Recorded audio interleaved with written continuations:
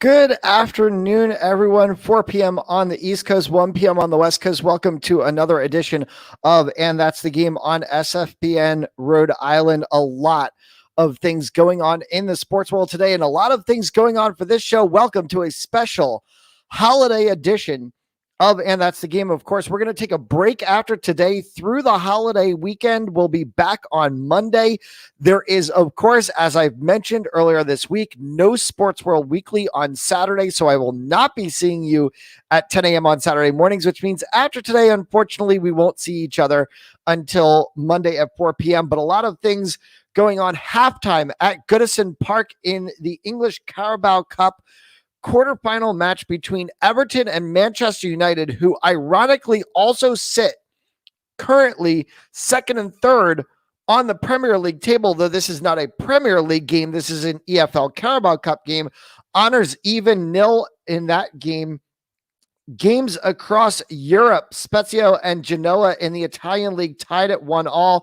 AC Milan over Lazio 2-1. That's in the second half. Napoli and Torino also tied at 0. That game in the second half. In the German league, Stuttgart and Freiburg. Stuttgart actually leading that match 1-0 right now. Stateside, big things happening. Dwayne Haskins fined $40,000 for his comments regarding the Washington football team in the NFL. He is also no longer a team captain. The Houston Rockets are reviewing a video potentially of James Harden at a strip club in COVID times the day before the season started. A lot of things to break apart in there. Whether or not Juju Smith-Schuster is going to stop dancing lessons and stop being a distraction.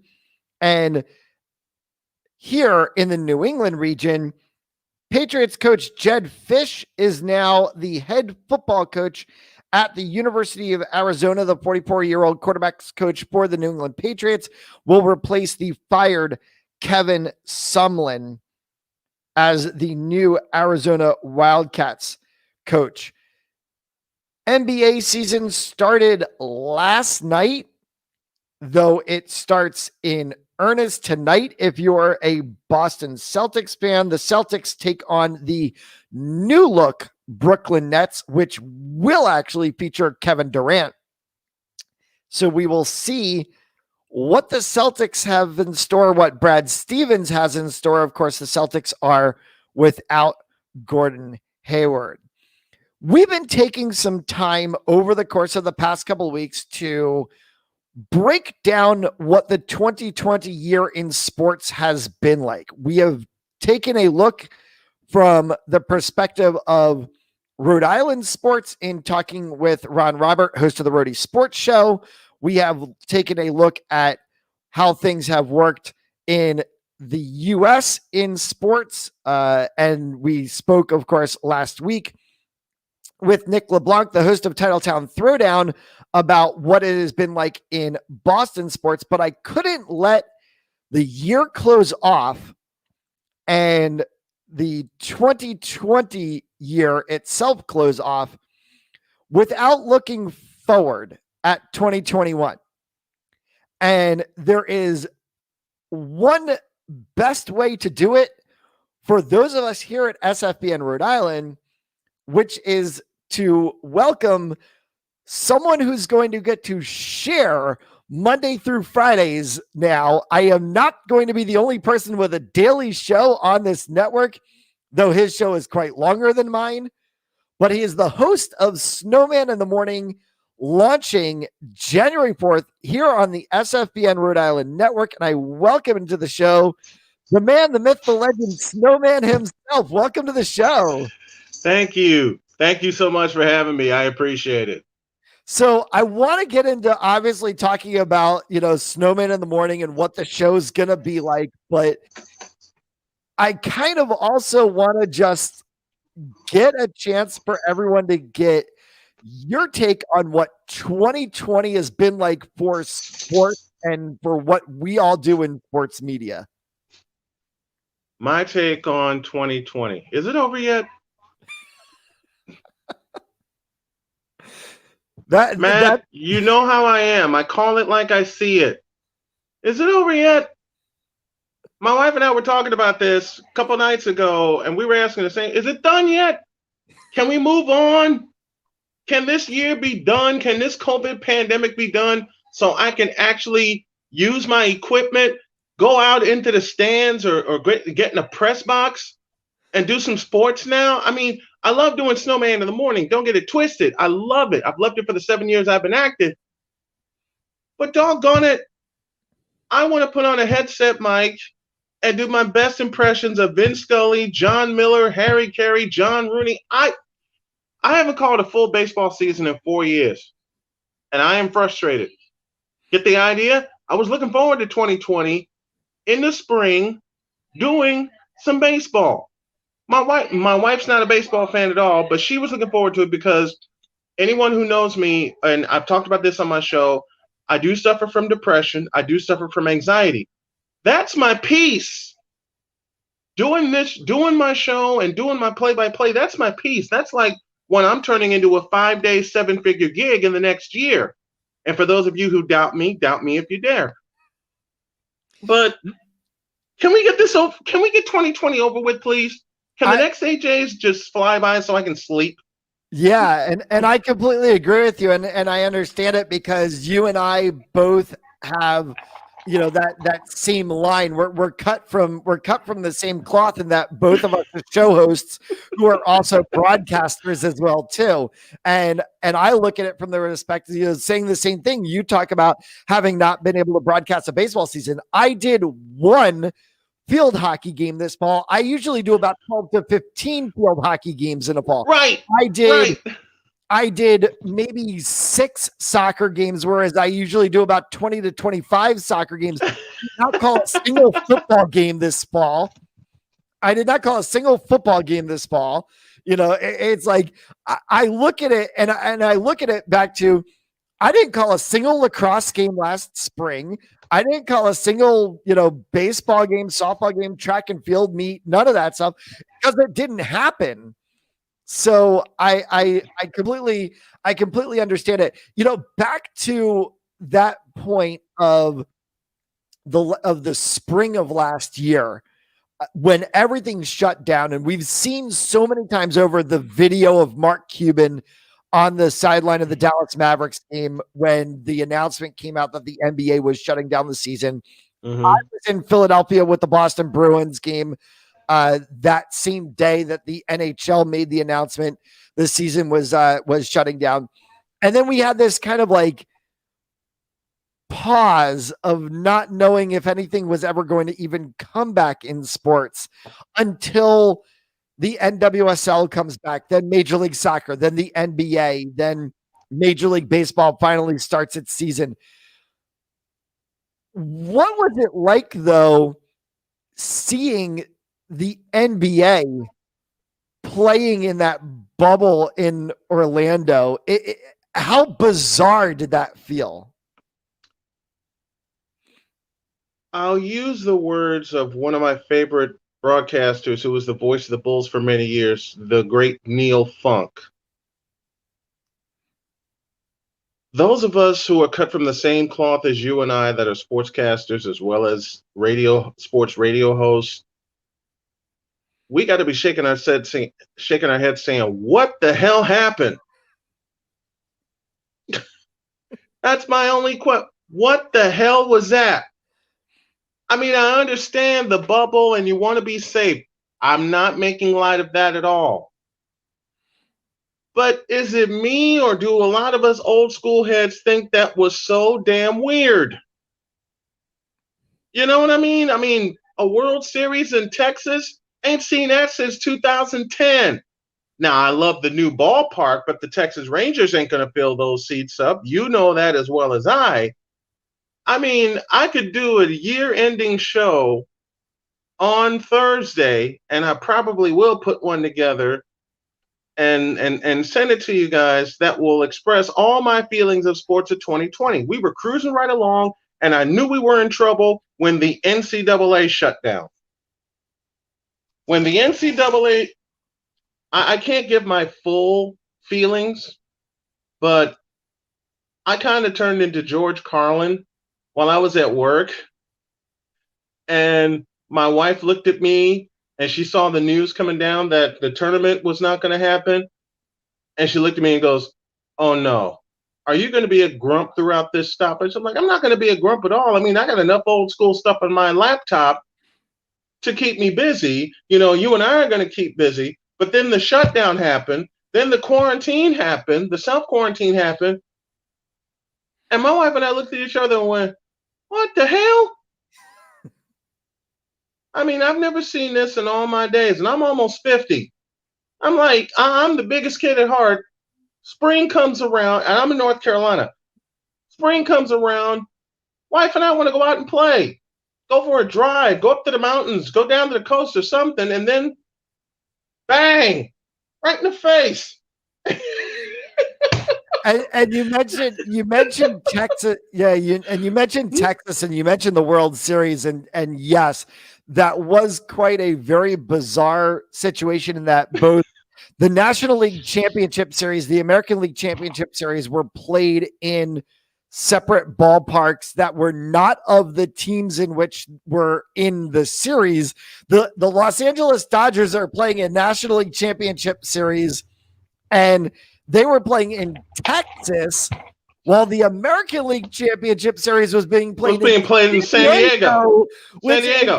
In Petco Park, which is also right next door to Los Angeles and the home of a National League team. Whereas the NLCS is being played in an AL ballpark, the ALCS is being played in an NL ballpark, and then the World Series is played in Texas, where the Texas Rangers have not been in a World Series in a decade, and right, and not going to this decade at all. I would say, okay, World Series in Texas. Yes, you had the Houston Astros a couple of years ago. Yes. But this was also like, what was that? But that was, so. And what's bad about the American League Championship Series, everybody wants to push the Houston Astros out of the way, saying, "Oh, you guys are cheaters. You're not playing the game fair." Well, guess what? They damn near wiped out a 3-0 deficit and flip the finger to all these people. And to be perfectly honest, me being a White Sox fan, American League fan, I was pulling for the Astros. I was saying on my show, can we apologize to the Houston Astros now because they actually played baseball? They actually did it fair. They came into the playoffs with a losing record and damn near beat Tampa Bay at their own game. In fact, one of my favorite calls was from Robert Ford, the voice of the Houston Astros, Carlos Correa's walk-off in Game 5, when Robert Ford said, "See you later, and we'll see you tomorrow." That's the kind of baseball I love. Bubble or not, that's the kind of baseball I love. I just wish they would have done it in Houston with 40,000 fans at Minute Maid Park. That would have blown the roof off the joint. Then, as a baseball fan, a baseball purist, I'd have been vindicated. If they get that game-winning hit at home in Houston and 40,000 fans there. Yeah, I absolutely agree with you on that one. I definitely want to obviously talk about the bigger picture, which is 2021, because we've talked about, is this over? So we're going to talk about it. If this is really over and what's coming forward, we're going to take a quick commercial break, come right back, and we're going to talk about Snowman in the morning. You're watching, and that's the game on SFBN Rhode Island.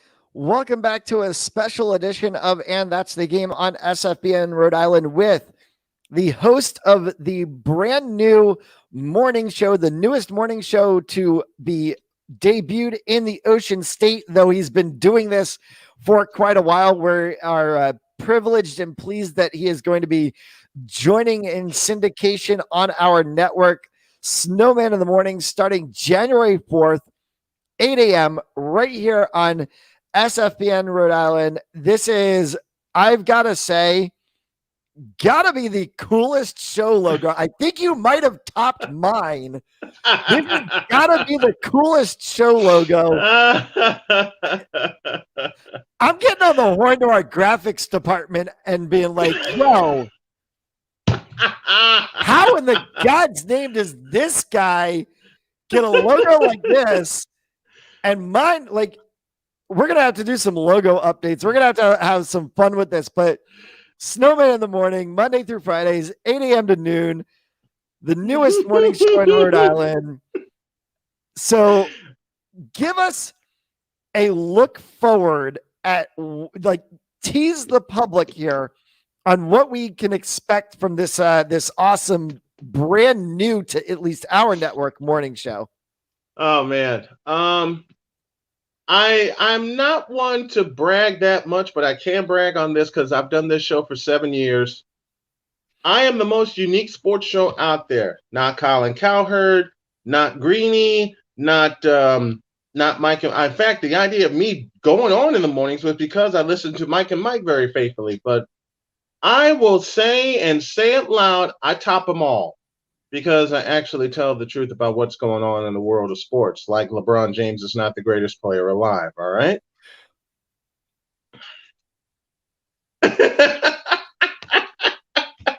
This is why my dad has a phrase that he has said to me for so many years, which is, we read to know that we're not alone. And he was talking about print journalism, obviously back in the 80s, that was the thing. And it's like, we read to know that we're not alone. Mm-hmm. And I then sort of began to extrapolate it over the course of my growing up in my career of saying, we read to know that we're not alone. We listen to radio, we watch TV, we, this, that, whatever, to know that we're not alone. And we also begin to build networks and colleagues to know that we are not alone. And I have said a number of times on my shows, whether it's been on And That's the Game, whether it's been on Sports World Weekly, at times when I've talked about Giannis Antetokounmpo winning the MVP, twice now, everything. But I have said so many times over, is LeBron James a great player? Yes. Is he the greatest? No. Wait. Stop. He says, hold the phone. Stop. Penalty flag on the field. My statement is the following.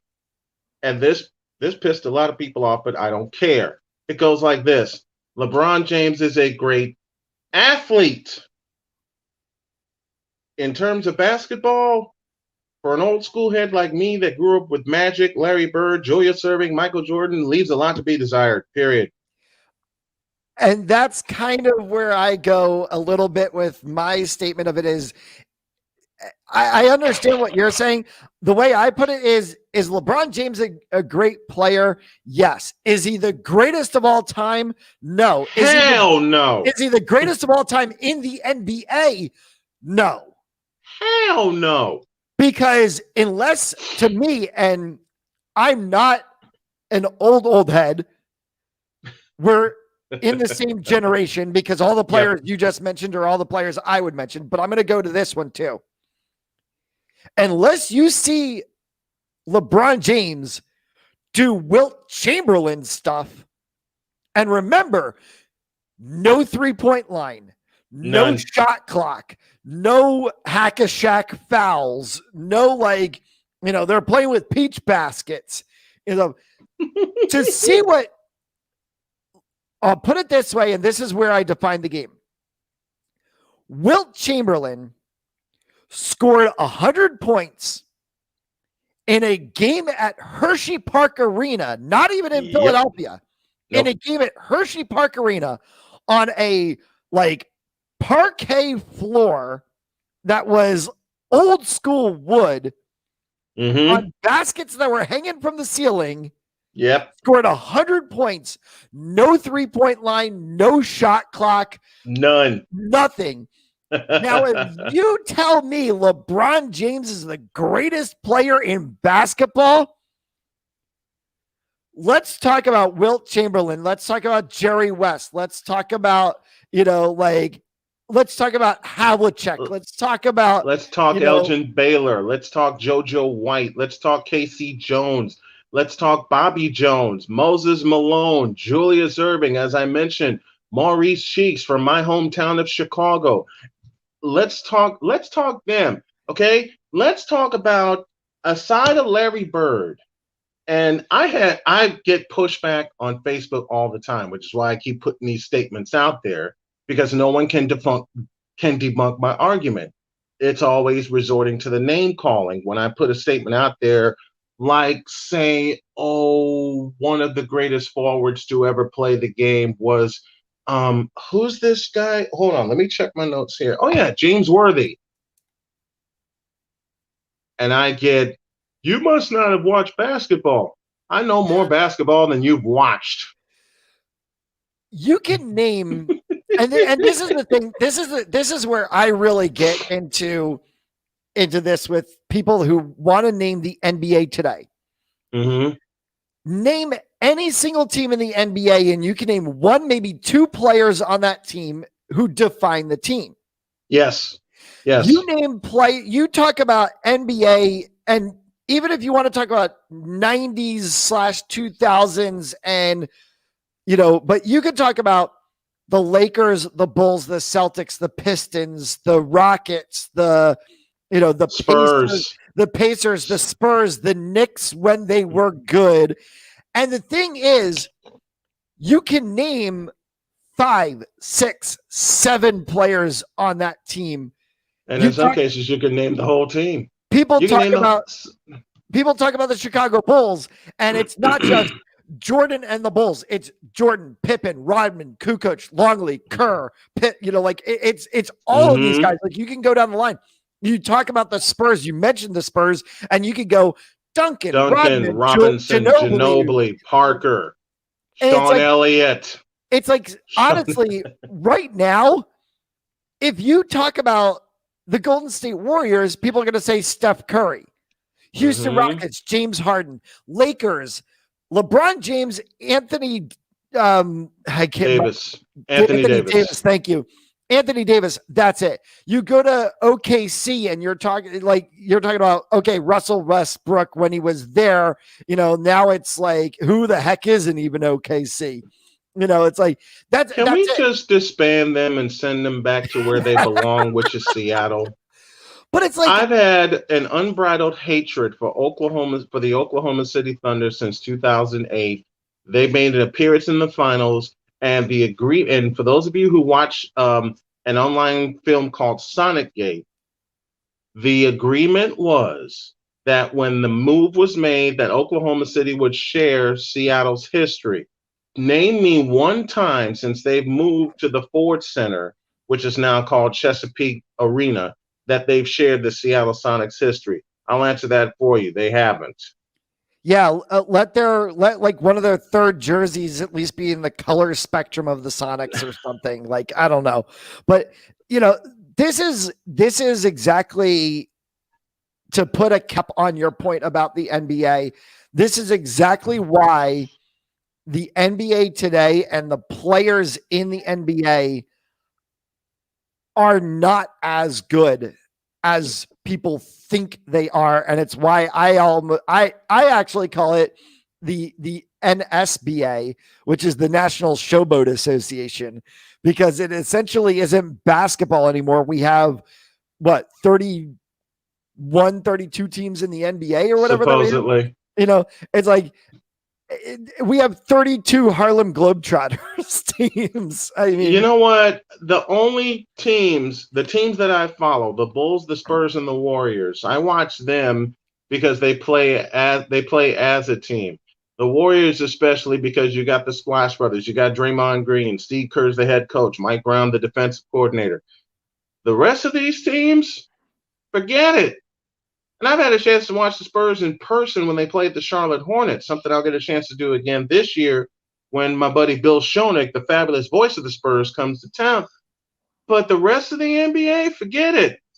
That's why I laugh at James Harden and his stupidity. That's why I laugh at Russell Westbrook and his stupidity. That's why I laugh at the Clippers giving Paul George a contract extension and not Kawhi Leonard. Matter of fact, I'm going to share something with you. This week, my executive producer gave me a homework assignment to comprise my top 10 players going into this season. I can tell you who I didn't put on this list: Russell Westbrook, James Harden, Paul George, and LeBron James. I did not put them on my list because, simply put, I've seen better. Matter of fact, my number one player coming into this year is Stephen Curry, who, of course, is known for his statement of a fresh restart in Golden State. I want to get to one more topic with you, which is, of course, going to be your favorite topic to talk about, which is baseball, because I know how much you love baseball. We're going to do that right after this second break. You're watching a very special edition with Snowman in the morning of And That's the Game on SFBN Rhode Island.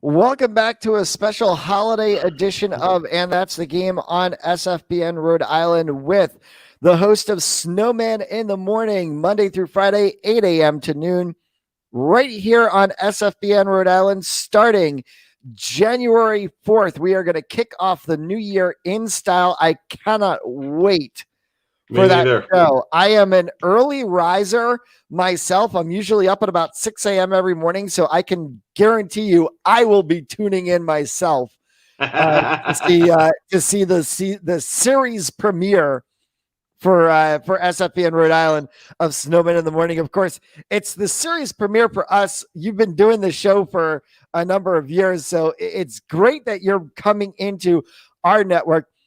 For being someone from Chicago, now based in North Carolina, there is sort of a little bit of New England hatred in those two regions.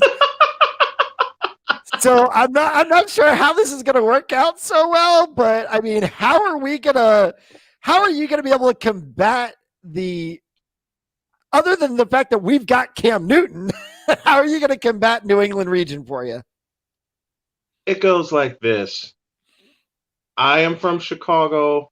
I lived on the South Side for most of my life. I lived with a Cub fan for 2 years. Does that answer your question? I lived with an unbridled, uninhibited, out loud Cub fan.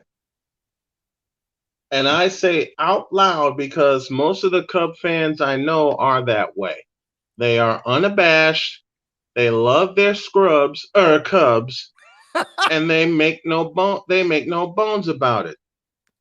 Yet, in 2005, we gave the city of Chicago, my beloved White Sox, something that took the Cubs 11 years longer to do: a world championship. And nobody on the North Side wants to live with the truth that on their marquee board, it read Wrigley Field, home of the Chicago Cubs, and then the display read, "Congratulations, Chicago White Sox, October 26, 2005. So if you're wondering how I'm going to combat the New England hatred, A, I make fun of it because I love to laugh, and you know this. B, I lived with a Cub fan for 2 years. That's like I putting a can't. Red Sox and a Yankees fan in the same room. we can. I We can can't make it up. unsee. I can't unsee that now. Every time he allowed me to work in his office, I was nauseated. All right, I want to turn the tables here and on our last segment and be able to talk about baseball, which of course I know is your favorite. And you mentioned Cubs and White Sox, of course. The 2020 baseball season was one of the most interesting in, I think, anybody's recent memory. I mean, accounting for like strikes of like the 94 season and everything. We had spring training open. We had exhibition games. It gets shut down. We almost didn't have a season. The season comes back in what way it does, and it's universal DH, and we're using 9 pitchers in a game because pitchers are only pitching 1 or 2 innings, and we're platooning players all over the place. We have position players pitching, and and it's like I kind of almost want to, as happy as I am for the LA Dodgers and their fans that they won their first World Series since 1988, I almost want to put an asterisk on the Major League Baseball season of last year. But it also leaves me wondering what Major League Baseball is thinking, given that we now sit here at the end of December. We are essentially a month and a half away from pitchers and catchers reporting, and we're where we were when the shutdown happened, in that we have no clue how the 2021 Major League Baseball season is going to happen. First of all, you can't make this up. No matter how hard you try, you can't make this up.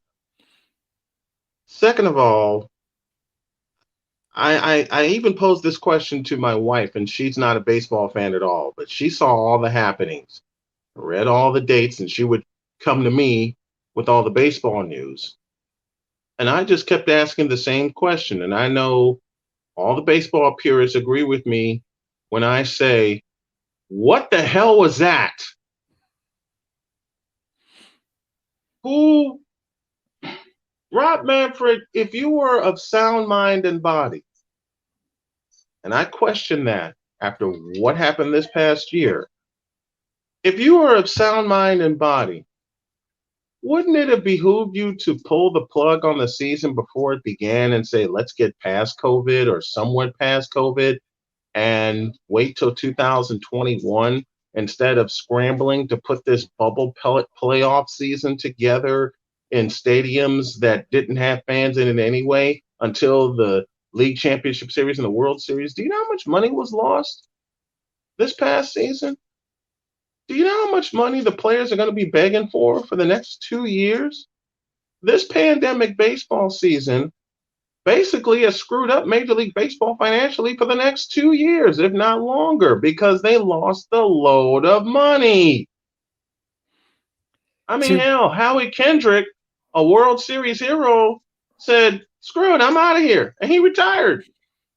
To put it in terms, and you bring up that point for people who have not seen the numbers like some of us have, Major League Baseball, in a nutshell, the league and all of its associated teams lost close to $1 billion in revenue. The final number, I believe, was about $931 million. Yep, 931. Yep, but it was close to $1 billion in revenue. And now we have the situation of, you talk about the COVID bubbles and this and that and everything, and you have the Miami Marlins, the Pittsburgh Pirates, the Philadelphia Phillies, the New York Yankees, the New York Mets, the Boston Red Sox, the Seattle Mariners, the Colorado Rockies, the Miami Marlins, the St. Louis Cardinals, the Cincinnati Reds, the Texas Rangers, the Houston Astros, who all in some way, shape, or form had their seasons affected last year by either opposing team and or themselves getting COVID. Of course, the Marlins and the Cardinals had it the worst of any of the of the teams. The Marlins at one point, I believe, put out 25 different players for a 3-game set. Like their starting 9 was not the same in all 3 games because players were getting pulled out. There's, of course, the video of Justin Turner running on the field, maskless with his LA Dodger teammates after he had tested positive for COVID. But on top of all that, brings to the point of where I started this conversation in the Major League Baseball Players Association and Major League Baseball have separately said in statements that they are nowhere close to an agreement on how the 2021 season will be in terms of number of games, when the season will start, whether or not it will be played in their respective cities. And the Major League Baseball Players Association has said, if it is not 162 games, we don't care. We still want 162 game salaries. Can you blame them? After putting their lives at risk for a COVID pandemic season? Can you blame them for wanting all their money? Can you blame them for wanting to play? Can you blame them for wanting to be on the field that puts them at peace? I talked about this on my show in October when the series was wrapping up. I talked about this in October. Can you blame them?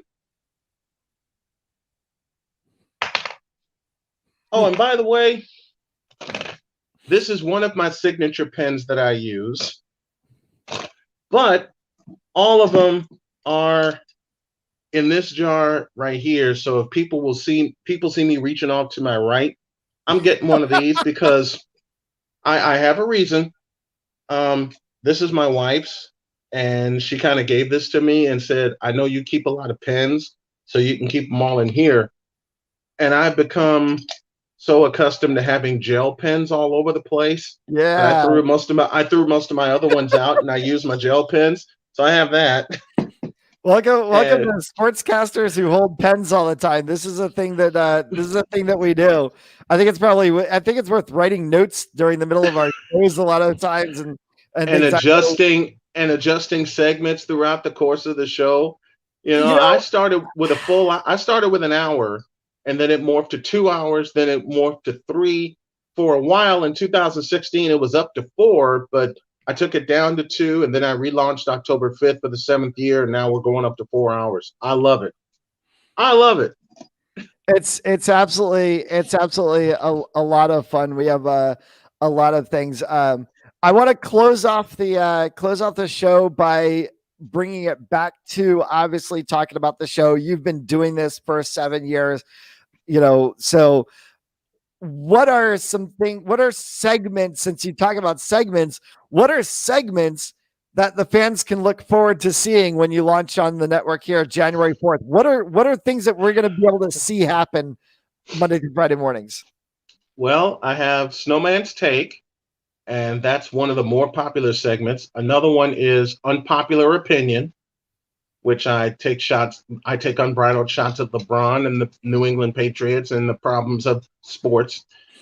I just introduced one today on my holiday show called You Trippin', when I look at segments, especially from one Kendrick Perkins, who thinks he knows basketball, especially from these bronzexuals who think the NBA started in 2003. And I just argue them down. I still have a few more in the works, but what I'm going to do is write a piece for you guys' site and let you know everything that's coming down. What I may do is put out a promo video and circulate it for the next couple of weeks, because I'm doing my New Year's show next Wednesday, and then January 4th off to the races we go. I'm getting some toys after Christmas. I got one for your trip segment. Okay. That's what happened today. I mentioned it in my opening before you joined the show.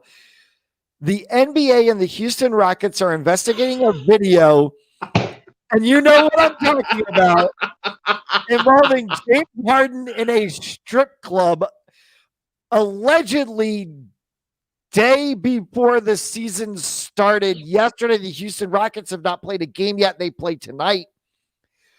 James Harden in a strip club a day before the season. Was James Harden tripping? Well, it's James Harden, number one. And number two, James Harden is always in a strip club, be it in Oklahoma City, be it in Houston, be it in Orlando, whatever. And he's trying to say he wasn't in a strip club. You tripping, James Harden. I mean, come on, y'all. I'll throw you a bonus, and you mentioned this. James Harden and Dwayne Haskins. What the hell were y'all thinking? Being in A, strip club, and B, without a mask. Really? In the midst of a pandemic, which is hopefully going to come to an end at the top of the spring, so folks like you and I, Matt, can go out and call some baseball, because I want to do some baseball and have my crowd mic hanging out the booth and hear the fans' reaction. Really? You know what the Houston Rockets should do? Cut James Harden loose without a thought. Tell James Harden, we don't care about your trade demands. We don't care about your salary. We don't care about any of that. We're going to save some money, and we're going to tell you, hit the road, Jack. Don't you come back no more. Same with the Washington Redskins. Hey, Dwayne Haskins, you had your shot. You blew it. Get out. Yeah, and that was the other one that you mentioned, which I did talk about at the top of the show as well. Washington football team quarterback Dwayne Haskins fined $40,000 and stripped of his team captaincy 3 days after he was photographed at an event with strippers while not wearing a mask. He should be stripped of his spot on the team. The Washington football team hosts the Carolina Panthers this Sunday. Alex Smith limited in practice, though he was in practice. Haskins apologized to his teammates and was back taking starter reps during practice, but they gave reps also to Taylor Heineke and Steven Montez, who also were active on the roster last week. Haskins attended his girlfriend's birthday party at a hotel where the strippers were present, and it was the second time he violated COVID-19 protocols this season. See, the story. Second time. Haskins. Second time. If I'm Ron Rivera, I'm walking into the owner's office and going, see this Haskins kid? Cut him. Cut him loose. They've got plenty of quarterbacks on the roster. I got to wrap up the show. I want to thank you so much for tuning in. I'm going to give you the last word on this one. Your final thought on 2020. I know you've said, is it over? But your final thought. My thought remains. Is it over yet? January 4th, Snowman in the Morning comes to the heart of Rhode Island for some great sports talk. Join me 8 a.m. to noon Eastern time. And there's only one set of social media you need to follow. It's official SIT Morn. That's official SIT Morn. Want to help out the show? Join the Patreon, patreon.com/SIT Morning. We are going to have all of that stuff blasted all over SFBNRI.com and all over our social medias as well. We'll make sure that it's very easy for you to get that. Snowman, thank you so much for joining in. And as I always close off all of my shows, and that's the game for December 23rd, 2020. Thank you so much for welcoming us into your homes during these trying times. Stay safe, socially distanced, wear your masks, wash your hands. Enjoy the holiday season. I will see you all Monday morning, 4 p.m. Monday morning for me, Monday afternoon, 4 p.m. on And That's the Game. Until then, take care and good night.